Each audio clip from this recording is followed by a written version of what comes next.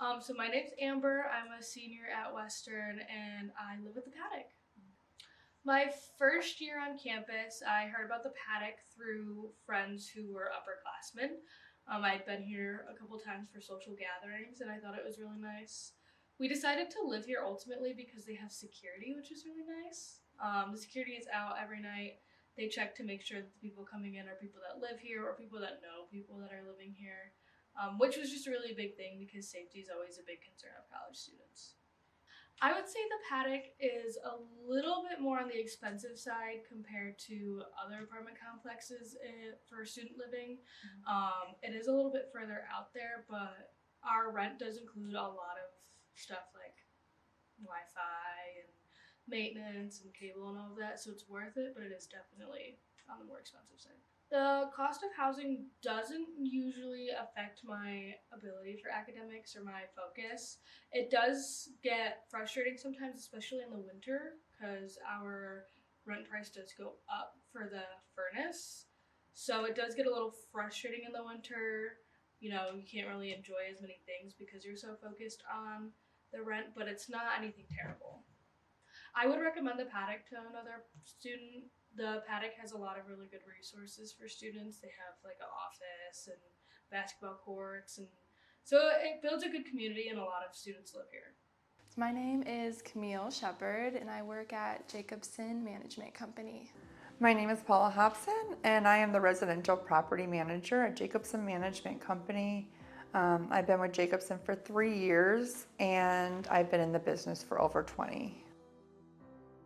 So the factors that determine the rent prices for student housing is the market for the most part. So when it comes for prime leasing time or comes to send out renewal offers to students, we may jump on Zillow and we'll see what other houses in surrounding areas are going for. There are a lot of factors that go into determining the rent prices for housing. Market surveys, we do market surveys, so we'll call their companies that are also renting similar homes in the area, and we try to keep that pricing fair. So so pretty much market surveys and just, out there investigating what other similar homes are going for. I'm Connor. I'm a senior here at Western, and I'm from Kalamazoo, Michigan. My current housing situation in Kalamazoo is I live at the Arboretum Apartments here in Kalamazoo. It's like 4 minutes from Western's campus, 5 minutes, give or take. I like living here. It's pretty affordable, and I like living with my roommate. It's cool. The Arboretums I really like. I would definitely recommend other people to live here. I think it's affordable, and the apartments are pretty nice. If you ask me about the house I lived in last year, I might give you a different answer though. My last house, it was definitely a struggle there. The rent was pretty affordable, but it was weird. Like we had a lot of rats that we had to kill, and there was a big bug infestation, and the landlord actually said that it was our problem, when it was definitely 100% his problem, but he didn't want to deal with it. Yeah. So my experience with my last landlord and the current, I guess it's more of a company, not a landlord. But the last landlord, I remember we had a tree fall in the backyard, and it took him like a month to get it cleaned out. It took him forever, and he sent one guy, and then that guy couldn't do it, so he sent another guy. Whereas like at my current apartment, we had a tree fall on our driveway, or not driveway, like the path to leave the apartment, and I think it was done less than 6 hours after it fell. So that's a big difference that I felt between my last and my current landlord. But I've never really felt like I've had a problem like paying my bills or anything, or like stressed on it too much. Like there's always a little bit in the back of my mind that sure I have to pay rent, but I've never really struggled or been stressed about that. Being from Kalamazoo, I get the Kalamazoo Promise, so that pays for my entire tuition. So that really takes a lot of stress away from me. I've heard of other people, like one of my friends right now is dealing with not being able to pay for his classes, so he can't be in his classes right now or work with me. But the promise really helps me out, and then I get more scholarships on top of that, so that helps me pay for my housing and everything like that. So I'd say I'm in a really fortunate situation.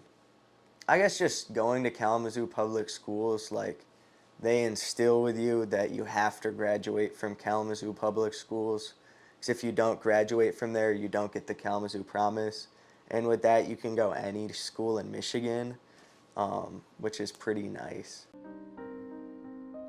One thing that we do really like about working with students is for students, most of the time it's their first experience with a rental property. So, we kind of get that pleasure to give them their first experience and hopefully give them a good experience. This can really determine how they feel about renting and property managers and first impression, and it can make a big impact. Advice to new renters would be read your lease. That's my best advice. Get renter's insurance and read your lease. As new students, I think it's important that they understand the rules and regulations and ask questions before signing. So housing quality and maintenance standards.